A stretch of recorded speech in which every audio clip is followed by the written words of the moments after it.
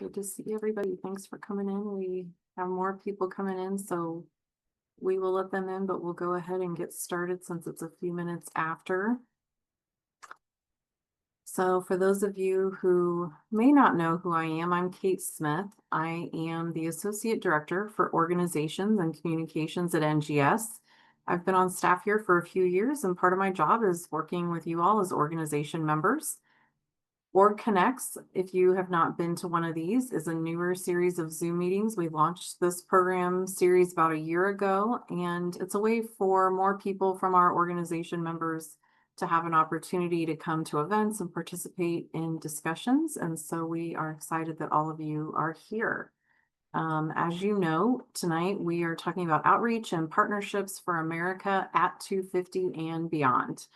We will be talking about how our community prepares for the semi-quincentennial coming up in 2026, ideas and resources, especially related to reaching more people and cultivating partnerships, using this historical moment to spark interest in genealogy, hopefully for years to come. And at the end, we'll have time for you to ask questions and have a good conversation that we hope will strengthen our community and our connections. There are a couple of things we want to let you know about before we get into our main session. We have an NGS culture conversation coming up on the 8th of October, and we're going to put a link in the chat if you would like more information about that. It's going to feature Michael O'Malley, a professor at George Mason University. He is the author of The Color of Family, History, Race, and the Politics of Ancestry, and he will be joined by Andre Kearns from the NGS Board of Directors, who is mentioned in the book. We also want you to keep in mind that Family History Month is coming up in October, and we will be updating the resources on our Family History Month page on the website and sending out emails when the new resources are ready. There will be free PDFs and images that you can download and use. So please watch the website and your email if you're an admin or a delegate, and we will get that out to you. We also want to make sure you know about Family History is America's Story, an America 250 toolkit for genealogy and family history organizations. We're putting the link in the chat to that as well. That, if you haven't gotten it yet, is a fantastic resource, and we will talk about some of the things highlighted in there tonight. Everyone on the panel is connected to some of the information, resources, and organizations that we mentioned in that toolkit. So I know a lot of you have it, but if you don't, please make sure you grab that. As we get into things tonight, again, we are going to have some time for Q&A. We do ask that as much as possible, hold your questions till we get to the Q&A at the end. If you do go ahead and put some things in the chat, we are going to try to keep track of those. But if you can just note them and hold them, we'll get to them in the last part of the session. And so with that, I am very excited to welcome our panel. We have Marion Noble, a U250 Bureau member from Made by Us. She's also a sociology doctoral student at the University of Southern California. Madeline Rosenberg, who is the Director of Research and Strategic Initiatives at the American Association for State and Local History, and Allison Dupre Singleton, the Genealogy Services Manager for the Allen County Public Library Genealogy Center. We are absolutely thrilled that they are giving us some of their time tonight, and we're going to give each of them about 5 minutes each to introduce themselves, their organizations, and talk a little bit about some things related to America at 250. So Allison, we will start with you. Thank you, Kate. I am delighted to be here. I'm going to go ahead and share my screen. Very first, I work for the Allen County Public Library Genealogy Center, and if you're not familiar with it, I hope that you will become familiar with it very quickly. This is our website. It's already in the chat. It's pretty easy to see that we have a lot of things going on. You will note that there's not a special section for America 250, but that doesn't mean we're not acknowledging or celebrating. We do have programs coming up, and you will find them within our genealogy events calendar, which is toward the bottom of the page. But as you also know, Family History Month is coming up, so there's quite a bit of material in here. I'm going to go ahead and switch my shared screen to a bit of an introduction of what we're going to be talking about this evening. Now, There's a toolkit that NGS has that's fabulous. The AASLH also has an amazing toolkit and lots of amazing information that Madeline's going to talk about a little bit further. All of us are talking about the same tools and the resources that are available to you. And one of the things that I think is important to understand are the themes for America 250. So how can you incorporate this into your local genealogical society, or organization? So you have Unfinished Revolutions, Power of Place, We the People, America Experiment, and Doing History. These are amazing. We can incorporate these into so many pieces of genealogy in whatever research you're doing. Now let's go ahead and go to the next one. So you have that opportunity to utilize America 250 to promote different activities that you, your organization are doing, or even special projects. So what you want to do is learn how to connect family history to these national commemoration projects as well. So how can you incorporate that into what you're doing locally? Discover ways to document and preserve the community stories. How amazing is it to have oral histories? How amazing is it to incorporate what is happening or has happened in your community over the years? And we'll look at some of the examples from Allen County here in a second. But you want to explore those tools and strategies for your own local projects. So one of the biggest things you want to do is you want to figure out what works best for you. So genealogical societies, we've been seeing a lot of different things bubbling up. So leading local history documentation efforts, so those oral histories, getting people to talk about what their neighbors did or what events happened or how different events impacted communities. This is huge for what we're looking at. Develop neighborhood history projects. A lot of times you can find grants even for neighborhood projects, which I think is really interesting and can be something that people will take ownership of and be excited about. Recording those oral histories and mapping family migrations to your area. So how did different groups of people come into the area where you are, where your society is located? And that's something that you can utilize through America 250 and talking about those different themes. So lastly, I just wanted to touch upon some of the examples from what's happening in Allen County. So there's a social media history sharing campaign that is going on. We have some cemetery documentation projects and cemetery walks, virtual cemetery tours. Cemeteries are a really big way to incorporate commemoration, to talk about people, to talk about history, to talk about the past. And it's something that people can somehow feel like they're a part of in a very different way. Walking tours development, we have several of those coming up. Community organization partnerships, so working with the local community or county or state, see what you can do. And then educational program development. So research workshops, school programs, which we have been working on, and public programming grounded in the America 250. Themes to foster civic reflection. So we're trying to work on all of these different pieces, and I think it's a good start. But it's not the end, and it's not all we're going to be doing. But we definitely have some things coming up. And in fact, I attended Bells Across America today, which was held in our library. Awesome. Thank you, Allison. Madeline, we're going to go to you next.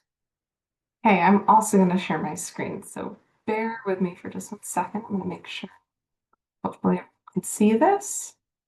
Everyone see my screen okay? See some nodding? Okay. Hi, everyone. I'm Madeline Rosenberg. I'm here on behalf of ASLH, and thank you so much for having me today, or tonight, rather. So what is ASLH? So we are the nation's home for history. We are the primary professional association for the country's more than 21,000 history organizations and the staff and volunteers who make them run. So that's history museums, historic houses, historical societies, archives, libraries, you name it. We provide training and research and publications, advocacy, and perhaps most importantly, a sense of connectedness to practitioners nationwide. Since 2016, ASLH has been playing a big role in galvanizing the history sector around the 250th, which we believe presents a once-in-a-generation opportunity to leave a lasting legacy on both our field and society. But for some, it may still be unclear what planning for the 250th entails. How do you mark this anniversary in a way that engages both new and existing audiences? What can we do that will have a meaningful, long-lasting impact? At ASLH, we think the answer to those questions lies in thinking broadly and creatively about the 250th. It's an occasion that calls on us to explore our country's past, not just in 1776, but millennia before then, and continuing all the way to the present. To have an impact, we have to ensure that people of all ages and all backgrounds and in all places across the country see themselves in history and appreciate its relevance. So from our perspective at ASLH, we have two great opportunities or goals for the 250th. The first is that it's a chance to embrace a more complete and accurate understanding of American history in all of its depth and complexity as we work towards that more perfect union. The 250th is a chance to provide the public with this opportunity to encounter stories from the full sweep of our shared history, showcasing a vision of the American past in which everyone sees themselves represented. This fuller vision of the past can provide a more widely shared understanding of our country's history and why it matters today, which can then inform contemporary challenges and help us to continue making progress in our society. And then the second major pillar or vision, or part of our vision that we have, is that we think the 250th is a chance to draw interest and investment to the history field and the cultural sector overall. Of course, recent cuts have been really hard on the cultural sector, but we still think the 250th remains a really valuable entry point for defending and at some point even increasing funding and support for cultural institutions. This milestone is a time to remind the public about the incredible work that cultural institutions are doing nationwide to help people learn and connect with one another and unify. So to promote these sort of two major goals for the 250th, we've been creating trainings and events and publications to support the field, including two signature tools that together offer thematic and concrete inspiration for all planners. And I know Allison already mentioned one, so I'll just very briefly touch on it. But the first, I guess it's on your left, it's on my left, is the Making History at 250 Field Guide. So this provides interpretive themes like American Experiment or Power of Place or We the People, and accompanying questions to help create a more widely shared story about American history, one that acknowledges its many tensions and ambiguities and that informs our present and future. These themes offer a shared vocabulary and vision, lending unity to what will otherwise be a relatively decentralized commemoration by design. And the themes offer a conceptual entry point for any organization. We paired this more conceptual tool with a companion handbook that features low-cost, sustainable program ideas to provide specific direction, especially for smaller organizations for the 250th. So these are both free online, by the way, so I can put links in the chat. But each of the sample programs can be scaled up or down depending on your resources. And the handbook also has ideas for adapting existing programs, so you don't have to reinvent the wheel. You can start with what you have. So if you combine ideas from the handbook with the themes from the field guide, the idea is that any organization, regardless of your mission or your size or your location, can find your way into the commemoration. So I do want to briefly acknowledge the current landscape. As we all know, we're in an intense era of polarization. There are some very high temperature debates going on about how and we should tell and remember and understand our story. And that's made this 250th work, even more complicated. But ultimately, these tensions don't change the fact that this anniversary was always going to be most significantly shaped at the local level, where organizations across the country can define the 250th with and for the communities they serve. So we think that by focusing on serving your local stakeholders' needs, remembering the wide public support that exists for the whole story, and staying aligned with the best practices in your field, organizations can still use the 250th to bolster civic life and productive public discourse, promote this more widely shared, evidence-based, nuanced understanding of the past, and prove our value as vital community institutions. So in other words, the greatest strength of the 250th has been its grassroots nature from its inception, and now more than ever is really the time to lean into that. we still have the chance to make the 250th what we want it to be, even with the clock ticking down to July of next year. So, just to close, I encourage everyone here to ask themselves, what kind of legacy are you hoping this anniversary will leave for you, for your organization, for your community, for your state? And, we really encourage you to, start doing that thinking now if you haven't already. We have lots of more resources and recommendations if you want more, concrete tips, but I just want to leave you, with that thought that your work is essential and that I think everyone here can make the 250th a milestone that we're all really proud of and is meaningful for our community. So I will stop there. Thanks so much. Thank you, Madeline. Marion, we would love for you to introduce yourself and what you're doing with Made by Us. Sounds great. Hello, everyone. My name is Marion Noble, and I'm a member of the Made by Us's National Youth 250 Bureau. So I don't have slides, so I will talk at you. But essentially, tonight I'm going to share more about Made by Us's National Youth 250 Bureau and explain a little about our work as a bureau and how we are a resource for organizations looking to connect with younger audiences, and in general, those who are interested in connecting and spreading their work to touch more people. And bringing the back to what Madeline presented, the Youth 250 Bureau is an iteration of 250th planning and is a great example of all the unique ways that 250th anniversary and related events are ideated on and planned. So basically, our job as a bureau is to fill in cultural gaps and then ensure 250th planning and events is representative of all Americans and all American history. So for some more back history, so Youth 250 Bureau is an initiative created by History Made by Us, which is more casually known as Made by Us, but the Bureau specifically was created as a platform for young people, Gen Z, ages 18 to 30, to get involved in 250th planning and ultimately have a say in how our country is commemorated. And ultimately, we provide our contributions, insights to conversations of U.S. history and our country's legacy, and related to today's topic, how family history is in fact American history as we approach this anniversary. So the Youth 250 Bureau consists of 100 young Americans from 48 U.S. states and 3 U.S. territories between the ages of 18 and 30. And basically, we collaborate with museums, cultural institutions, and nonprofits to create intergenerational content, exhibits, and programs related to the 250th anniversary. So for example, if you are a genealogy organization looking to reach young people, you can request a consultation call or an ideation session with the member of the Bureau, and we respond based on our expertise and interests, which is for me is family history, genealogy, and connecting family history to wider narratives of American history. And yeah, I believe our link to website was shared in the chat, but basically Made by Us is a really great resource for organizations to get their Gen Z engagement score and take a moment to reflect, hey, how am I engaging young people? Am I engaging young people? And we provide an opportunity to really expand that outreach and really pass the torch to the next generation of Americans and American leaders. So that's a little overview of what we do with the Bureau. Awesome. That's fantastic. Thank you. We are going to spend a bit of time now with our 3 panelists. We have some questions for them that I will walk through. They have plenty of thoughts to share with you between the 3 of them. So we hope that you will enjoy their conversation. And then, like I said earlier, we will have some time for you to ask them some questions at the end. So just kind of by way of introducing the panel discussion portion, we do know, as Madeline mentioned, this is a once in a generation moment. The interest in US history and in family history probably has not been like this since the bicentennial in 1976. That also coincided with the publication of Alex Haley's Roots.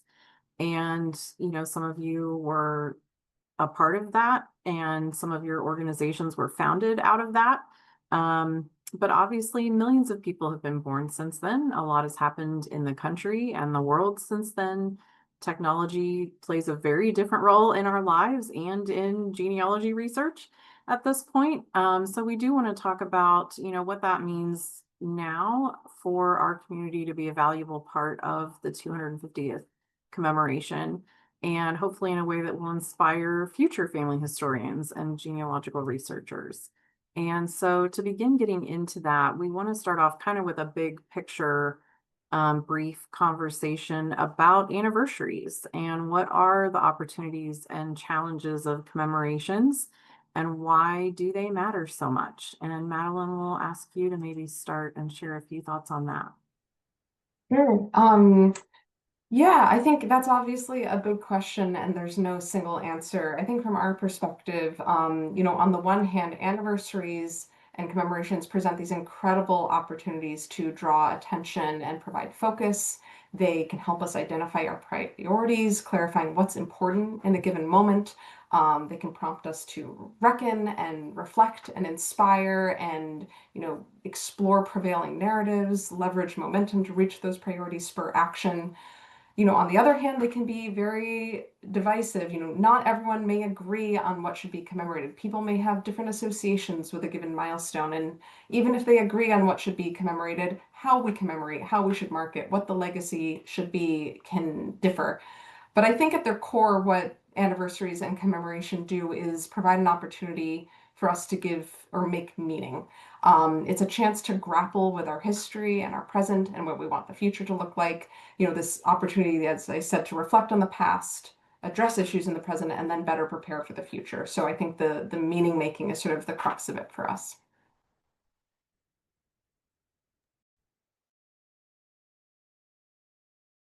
With that, Madeline and Allison and Marion, is there anything in particular as you think about people making meaning, especially with family history being a way for this to potentially be very meaningful to people because it makes the history more directly personal to them?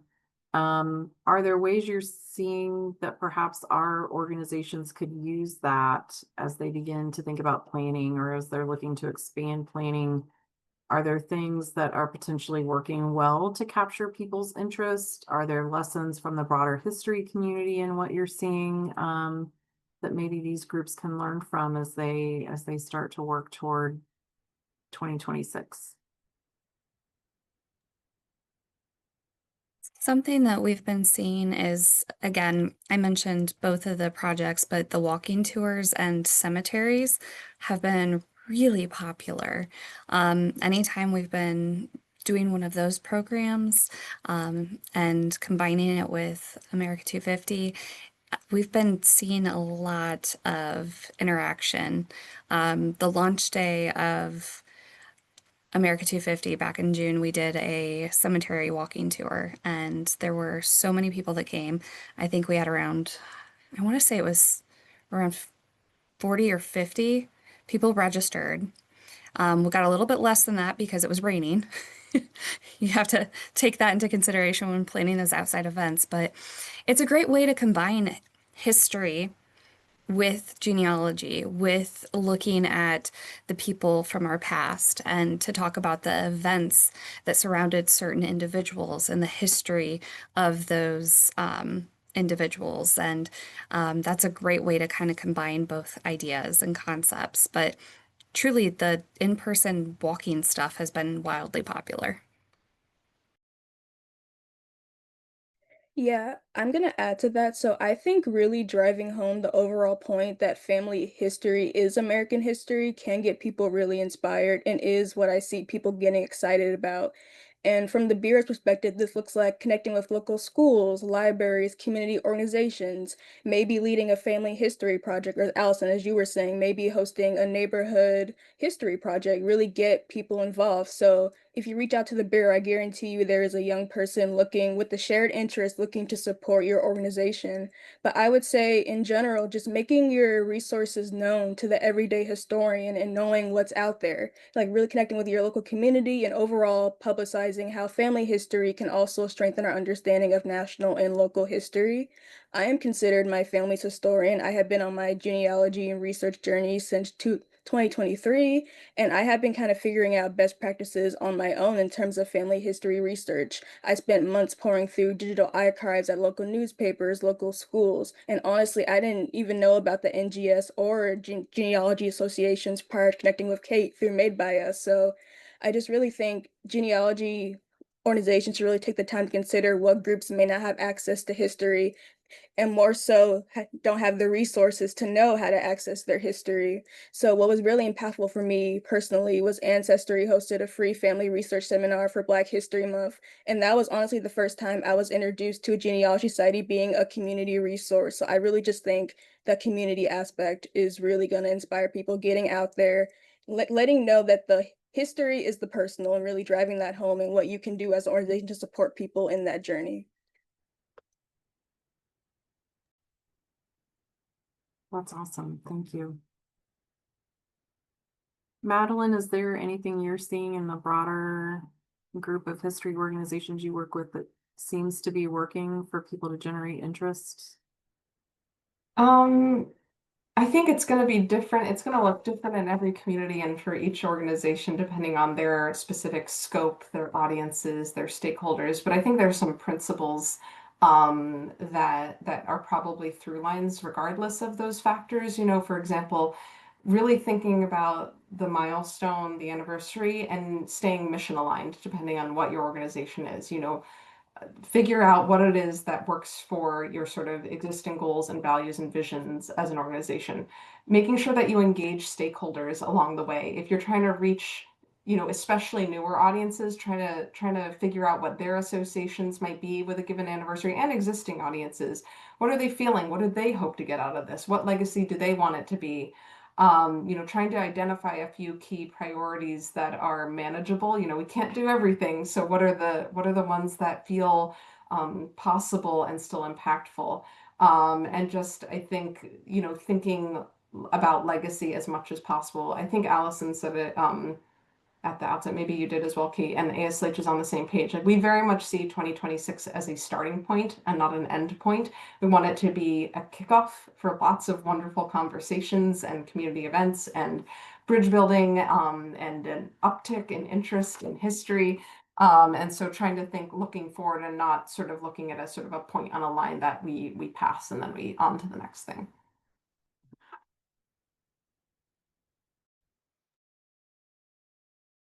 I am gonna skip ahead, I think. We'll come back to a couple of things that we had originally had listed after that. But I do want to maybe get into, just because we've talked a lot about local community things, we do have a few people from groups that are not necessarily tied to a specific location. And so I was wondering if you all have any suggestions about how they can capitalize on some of that as well.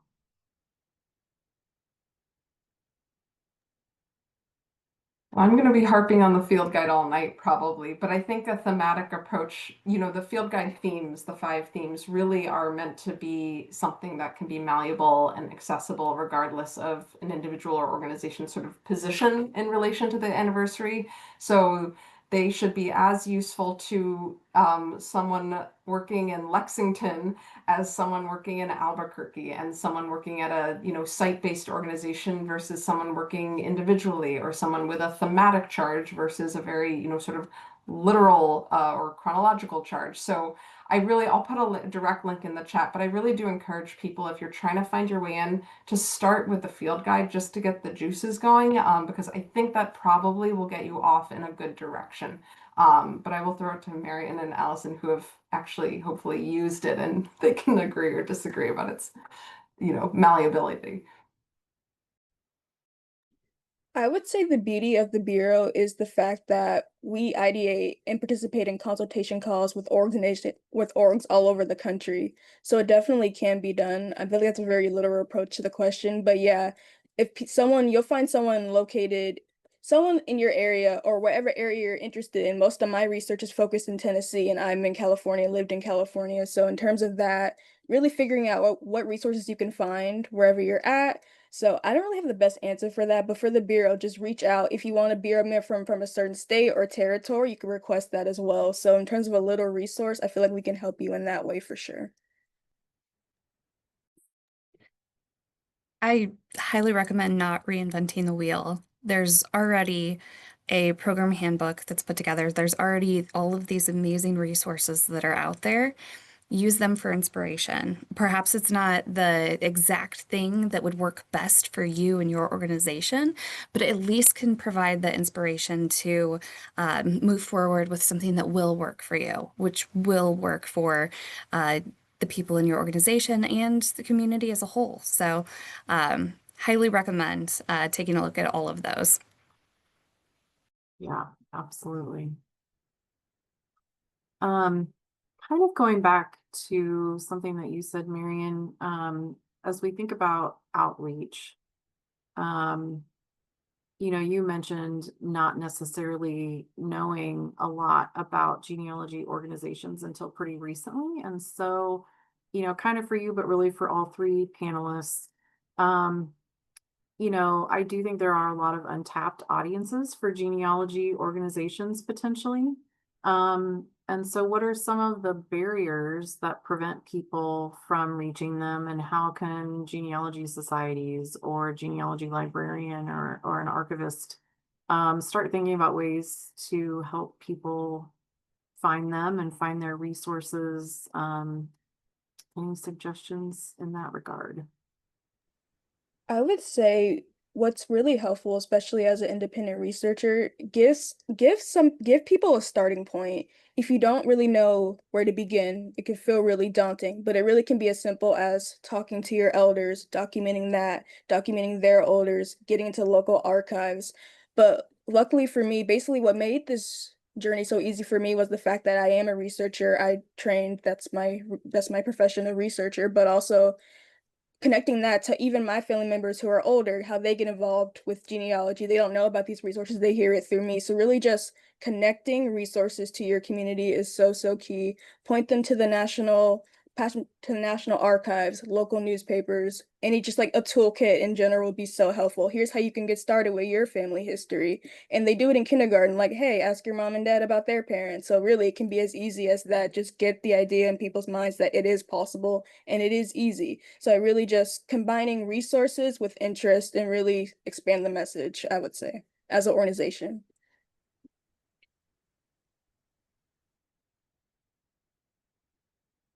And Kathy already asked it, but we were going to have you talk a little bit about specifically reaching younger people. So we will go ahead and get to that instead of saving it for the Q&A. And Marion, obviously we can start with you, but I know Allison and Madeline may have some things to contribute there as well.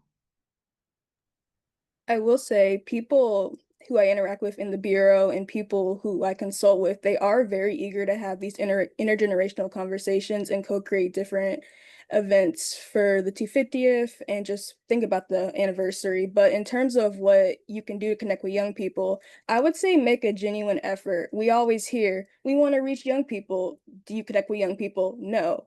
Okay, so if you're not even facilitating that conversation, that relationship, it has to be a mutual interest. I feel like that's the beauty of the bureau. We hold that space to have those intergenerational conversations without bias or ego. So I think that's very beneficial. Really make an effort to connect.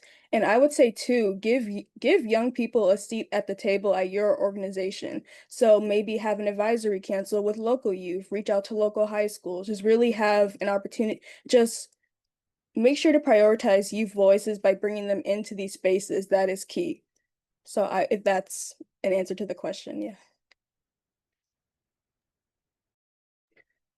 I want to second something that Marion said is give them a voice. So many times in every sort of organization and any sort of society, it's hard to accept change, accept new things. And it can be hard for organizations to bring in younger people because they do have new ideas and it's a new voice.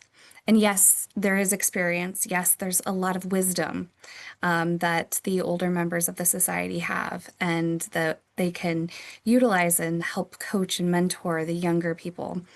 But the younger people have a voice too. And I think that's a really important thing to bring forth and to encourage and have them continue to have that voice.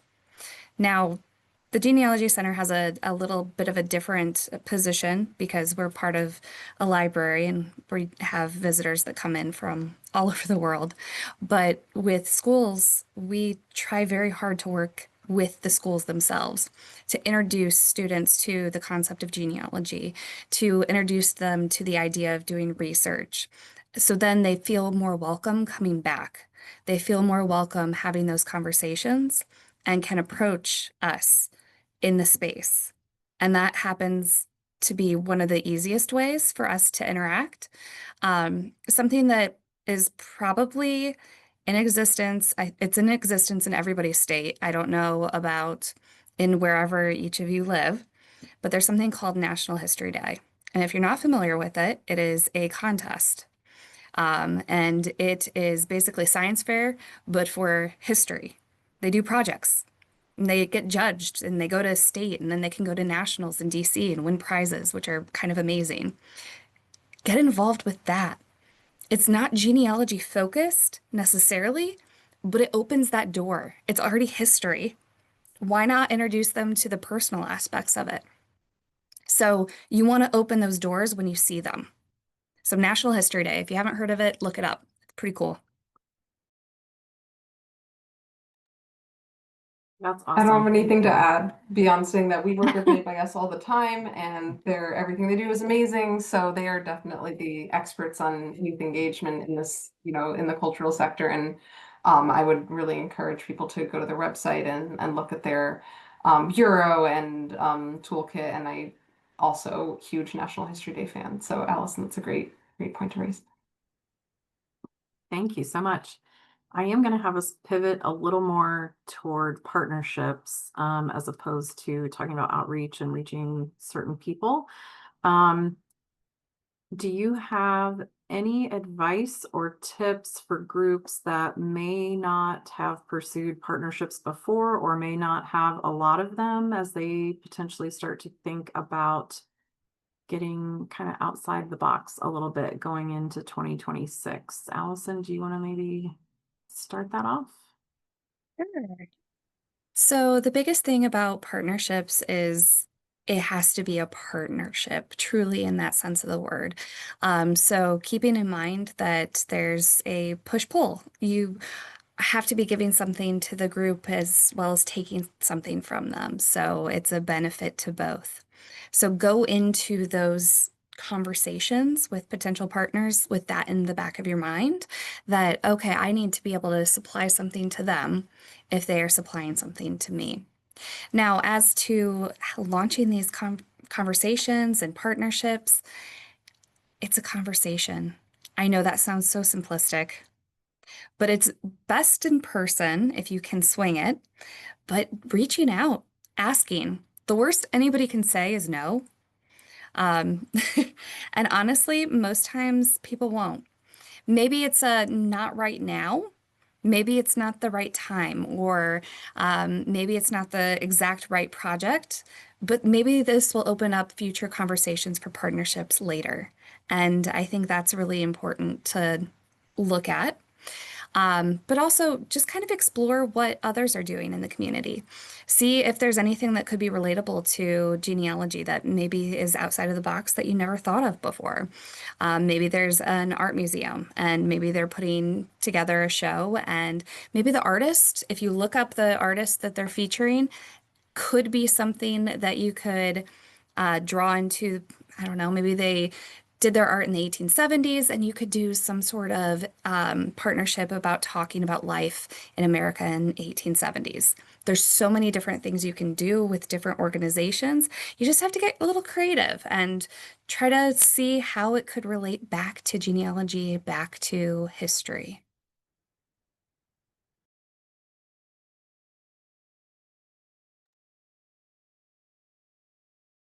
With that, we also kind of want to talk about, as you think about partnerships, as groups potentially think outside their normal circles, how can some of these organizations really think through trying to serve diverse communities, trying to make sure that as they pursue partnerships, they're looking at working with people that reflect the full spectrum of family history in the United States, How can we start thinking through that or talking about that or approaching people who maybe we haven't worked with before, but could be a really important part of our community?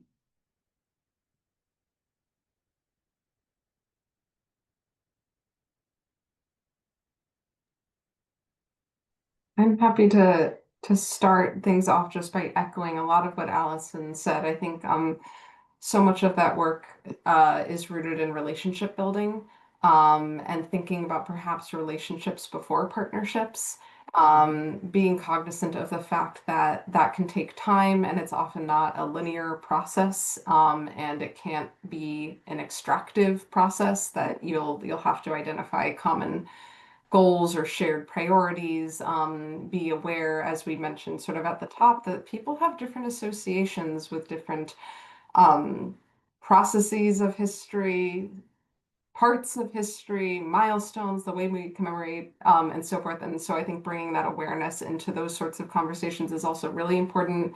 And then I would encourage you in any programming that you may be doing out of this, whether it's for the 250th or not, ask yourself those historical thinking questions, um, what what are we including? What are we excluding? What typically over time has been the dominant narrative? What sources have been included? Where are the omissions? Where are the silences?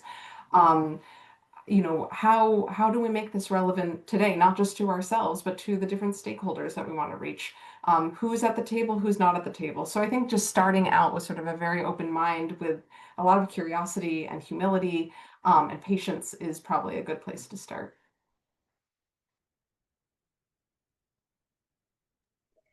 Yeah, and to add on to what Madeline was saying, I would say basically, as she was saying, hold space for everyone and how they acknowledge the commemoration, how they feel about it, different perspectives, different feelings. My favorite aspect of talking to my fellow Bureau members is talking to young people from all over the country with different backgrounds and different ideas of various anniversaries and what they mean. So I would really say holding space for all different perspectives and see how we can work together during this major reflection point as we move towards our shared future. But in terms of the Bureau, our work is basically filling in cultural gaps and ensuring that the 250-year programming includes the histories of all marginalized U.S. communities, make sure we all are heard. So if you want a direct resource, the Bureau is amazing for that as well in terms of young perspectives, but also in terms of diverse perspectives. Thank you. I will just mention real quickly, for any of you who may not be aware, we are working on a DEI toolkit that is currently in review and hopefully coming to our organization members soon. And it is going to have a lot of very comprehensive, but still very approachable outlines of steps that you and your organization can take to really walk through some questions internally, and then begin to think about how you build relationships outside of your organization. So I think absolutely echoing that process of a lot of times it's building the relationship first. Absolutely. I would say 99.9% of the time, it's probably going to be building the relationship first. And then hopefully the partnership will come. So be watching for that. We are going to try to get that out to you all soon. Um, and we're going to take just one more second here before we get into the Q&A with you all. Just for our three panelists, one last question on thinking about, we do want to talk about this beyond just America 250. We've talked a couple times about, we don't want this to be a one-time event. We don't want this to be the end. We actually want the semi-quincentennial to be a start of some growth and some energy and momentum. So is there anything that you would recommend as people think about outreach and partnerships so that naturally evolves into ongoing collaborations and ongoing relationships rather than something that ends in 2026?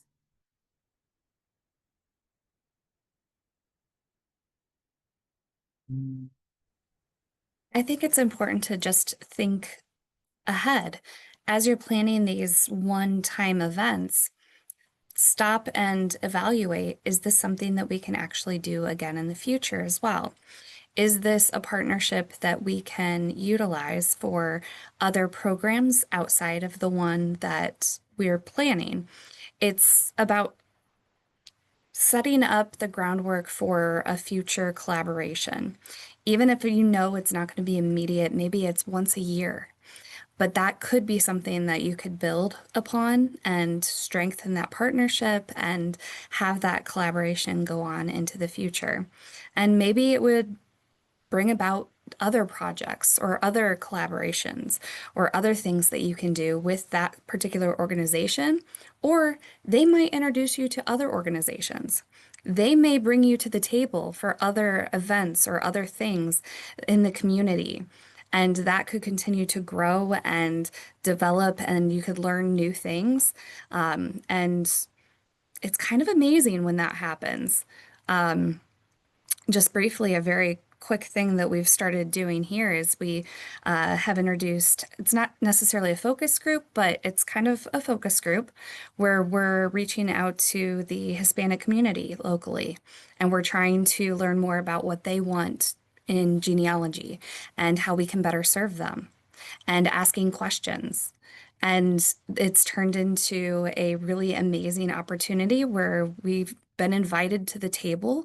And in fact, I'm a panelist next week at the Hispanic Chamber of Commerce and getting to talk about what the Genealogy Center is doing. So it's not just a one-time thing. You don't just have one conversation. It's thinking about how we can continue to have conversations and bring people to the table.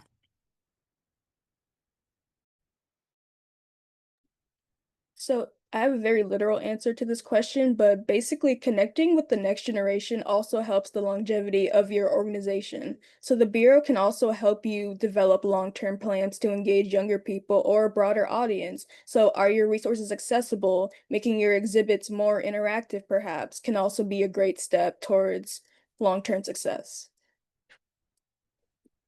Yeah, and I'll just cap it off quickly because I want to make sure we get time for audience Q&A by saying, like, I would encourage everyone to think about legacy broadly. You know, it could mean some really big pie in the sky thing, like we're going to develop these new relationships, we're going to have a new strategic plan, whatever it might be. For some institutions, it's something much more literal. We're going to replace the flooring for 2026 in this room, you know, this area, to make it more welcoming to visitors. That's a wonderful legacy to leave. So it can be infrastructural, it can be conceptual, it can be a relationship. But I encourage everyone to think about sort of something that will be lasting, something you can point to evaluate, say, you know, this was an effect that we had that moved us towards this goal or this priority. And that's sort of an exciting thing. Thank you. We could probably go for a very long time talking about all this. We have about 10 minutes. We'll try to get to some Q&A. I will answer, Linda, you asked earlier in the chat about a logo or something that could be used to promote America 250 and NGS. If you've seen our toolkit, the page that's on, the banner that's at the top, the cover of the toolkit, things like that, we're having that same designer put together some images that we're going to share with you all. So that is also something that will be coming soon. We will be putting together some more things. She and I just talked about that about a week ago, actually. So she's working on those, and we will be getting you all some additional things. We can share a little bit of what we have with you from like the toolkit cover image and stuff like that that I already have, but there is more coming. So we will be getting you some things. If you do have other questions, we would love to see you put them in the chat. I know Kathy's we already answered. And I love, Diane, that you have worked out you all trying to get in touch with Marion and make sure she knows about societies in California. So that's awesome.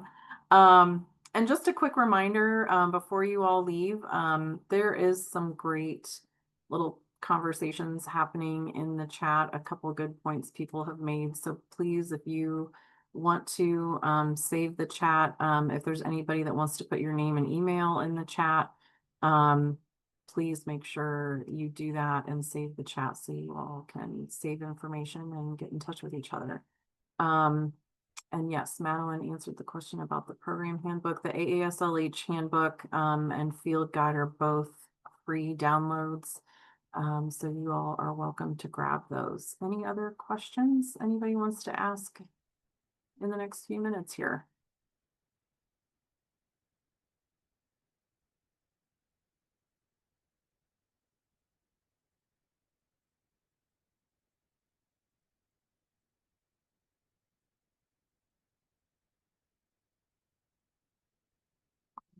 You all look deep in thought.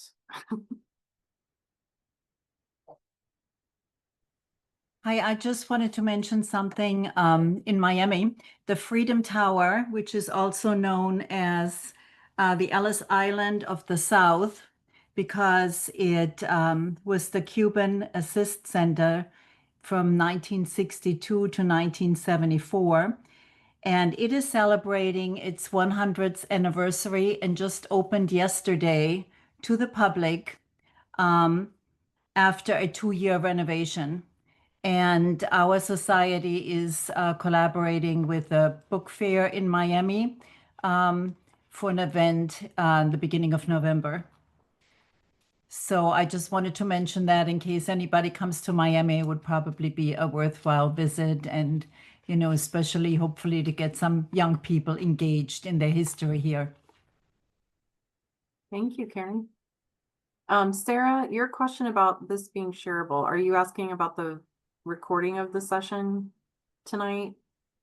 Because if so, that will be on YouTube. I don't know if it will be up tomorrow, but we are recording and we do plan to make it available.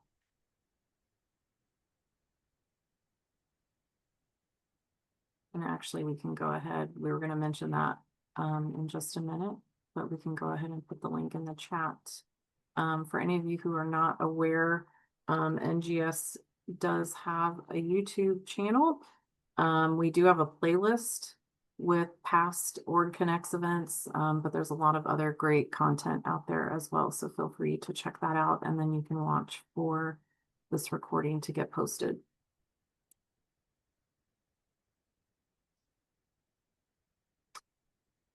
Any other questions before we wrap up here?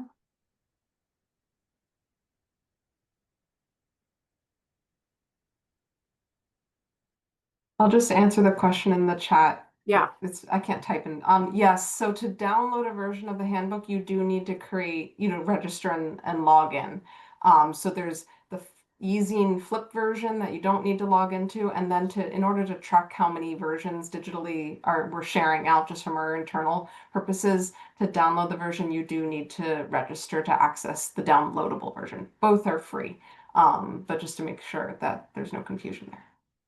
Thank you. Well, with that, we do just have a few more minutes, so we'll go ahead and wrap up. But if any of you have a couple last questions while I run through a few things, feel free to put them in the chat. We'll try to get to them if we can. I do just want to mention, if you have any questions about anything with organization membership with NGS and the benefits, or anything related to the topic we had for tonight, please feel free to email me. We'll put my email in the chat. Madeline just put hers in there as well. And again, please save the chat. We would love for you to make sure you have all of this information when we close out the meeting. I do want to thank Marion and Madeline and Allison for being willing to share their time and their expertise tonight. This has been a great conversation, and I do very much appreciate them being willing to do this. We hope that we will see you on the 8th of October for the culture conversations, and see you celebrating Family History Month in October. We also want to mention we have the NGS Family History Conference happening in Fort Wayne, Indiana, 27 through 30 May 2026. We are working with Allison and other staff at the Allen County Public Library and others in the area, and we would love to see you there. So watch the conference website. That link is in the chat. Registration will open before the end of this year, and we are in the process of planning a fantastic event to explore America at 250. So please join us for that. And then also just want to put in again the link in the chat to our America 250 Toolkit page. Download Family History is America's Story.